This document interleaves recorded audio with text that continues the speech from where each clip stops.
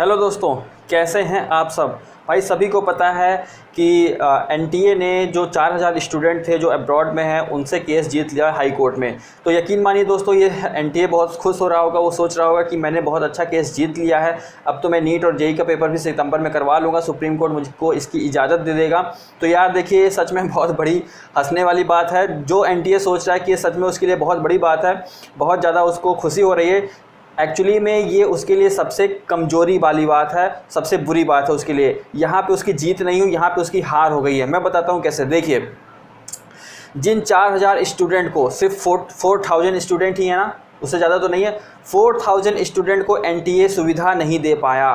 समझिए, 4000 स्टूडेंट को एनटीए सुविधा नहीं दे पाया, तो किस बेसिस पे एनटीए कह सकता है कि वो 25 लाख स्टूडेंट को आसानी से सुविधा दे देगा ताकि उन्हें एग्ज़ाम देने में कोई तकलीफ़ ना हो और वो बिल्कुल सेफ़ अपने घर पहुंच जाएं। किस तरीके से, किस बेसिस पे वो कह सकता है ये बात, जब वो 4000 स्टूडेंट को ही नहीं सुविधा दे पाया, उनको ही एग्ज़ाम देने में सहूलियत नहीं उपलब्ध करवा पाया। ठीक है, आप खुद सोच के देखिए, क्या ये एनटीए की जीत है या हार है। ठीक है, तो यार देखिए, सुप्रीम कोर्ट, ऐसा नहीं है कि सुप्रीम कोर्ट बिना एविडेंस के ही सारे डिसीजन दे देगा।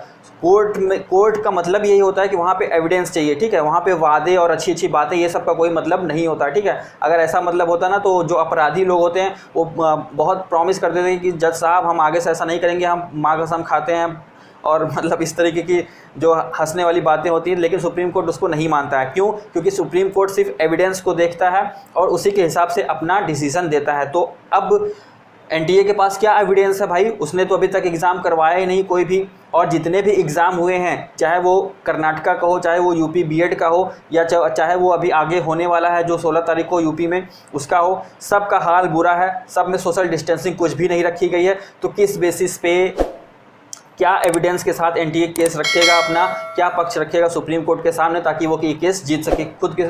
आप खुद सोच के देखिए। और जिस आर्टिकल का उल्लेख हुआ है, ठीक है, आपके सुप्रीम कोर्ट में, आर्टिकल 14, वो बहुत ज़बरदस्त केस है। मैंने अपने सबसे पहले ही वीडियो में ये कह दिया था कि केस आपका कोरोना वाला है ही नहीं, केस आपका है राइट टू इक्वलिटी वाला। और सच में आप अभी तो छोटे हो, लेकिन अगर आप थोड़ा जानकार हो जाओगे तो राइट टू इक्वलिटी बहुत बड़ी चीज़ होती है। और इसका सच में कोरोना के पीरियड में बहुत से छात्रों के साथ इसका उल्लंघन हुआ है। इसका समान, मतलब कि सभी को समान अवसर नहीं प्राप्त हुए हैं, ठीक है, कोरोना के चलते। तो ये अपने आप में बहुत अच्छा केस है और बिल्कुल जीत की ओर दिखता हुआ जा रहा है। ठीक है, और अब बात ये भी हो रही है कि भाई, कि आखिर सुप्रीम कोर्ट इस जो पेपर है नीट और जेईई का, उसको टाल सकता है या नहीं। तो देखिए, जितने भी एम्स हैं या जो भी आईआईटी के कॉलेज हैं, एनआईटी के कॉलेज हैं या मेडिकल कॉलेज हैं, सभी में प्रोफेसर्स अपना व्यूज़ दे रहे हैं।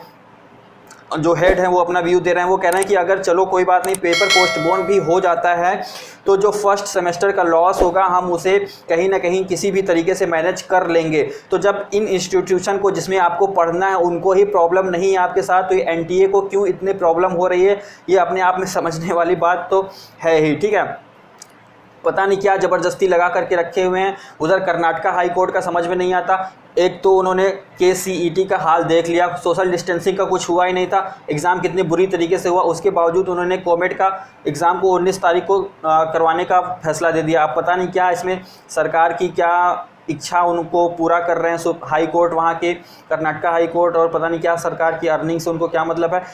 क्यों उन्होंने इस तरीके का फ़ैसला दिया, ये अपने आप में बहुत ही ज़्यादा सोचने वाली बात हो जाती है। और अगर कोई भी उसको चैलेंज कर दे, कर्नाटका हाई कोर्ट के फ़ैसले को सुप्रीम कोर्ट में चैलेंज कर दे, तो मुझे लगता है कि सुप्रीम कोर्ट ज़रूर से इस पर स्टे दे देगा, क्योंकि अभी हालात ठीक नहीं हैं। ठीक है, पेपर पोस्टपोन हो जाने चाहिए।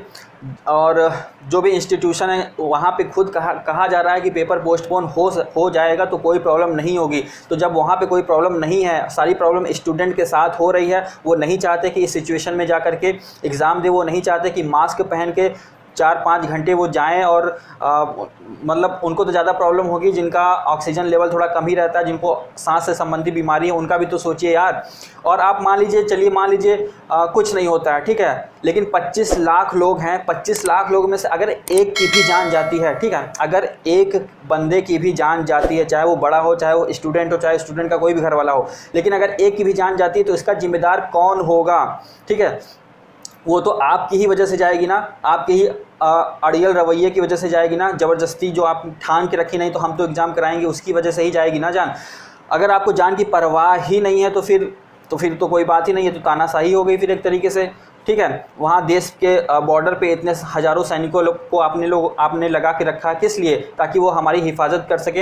एक एक जान, आपके देशवासियों की एक एक जान आपको प्रिय है, इसीलिए वहाँ पे इतने लोगों को आप दिन रात लगा करके रखे हैं। तो फिर जब इतनी सारी व्यवस्था आप लोगों ने कर रखी, तो फिर इस तरीके का एग्ज़ाम करवाने का जो स्टूडेंट नहीं चाहते हैं कि वो हो, जो वो लगातार ट्वीट कर रहे हैं कि ये ना हो, जो वो सुप्रीम कोर्ट में चले गए हैं कि ये ना हो, उसको आप क्यों करवाने पर तुले हुए हो? ये आप क्यों नहीं समझ रहे हो कि वो नहीं चाहते एग्ज़ाम देना, अभी उसको पोस्टपोन क्यों नहीं कर रहे हो? क्या चला जाएगा, क्या लॉस हो जाएगा आपका? एकेडमिक ईयर पीछे होता है तो कह तो रहे हैं वो कि हम मैनेज कर लेंगे, तो फिर क्या प्रॉब्लम हो रही है? क्यों खेल रहे हो सबके साथ? भाई इस तरीके की तानाशाही बिल्कुल भी बर्दाश्त करने योग्य नहीं लग रही मुझे, ठीक है। और आज इंडिपेंडेंस डे है, तो मैं तो कहूँगा कि अब तो अपने हक़ के लिए लड़ना पड़ेगा, और जितना भी आप लोग कर सकते हैं अपनी ओर से करिए। बाकी सुप्रीम कोर्ट तो 17 तारीख को फैसला दे ही देगा कुछ ना कुछ, ठीक है, और नहीं देगा तो आगे की डेट तो दे देगा। लेकिन इतना मान करके चलिए कि जो केस सुप्रीम कोर्ट में गया वो बहुत स्ट्रॉन्ग केस है, और इसके पोस्टपोन होने की चांसेस बिल्कुल बिल्कुल बिल्कुल हैं, ठीक है। चलिए आज की वीडियो में बस इतना ही रखते हैं, मिलेंगे नेक्स्ट अपडेट के साथ नेक्स्ट वीडियो में। तब तक के लिए टेक केयर, कोरोना सावधान रहिएगा। जय हिंद, जय भारत।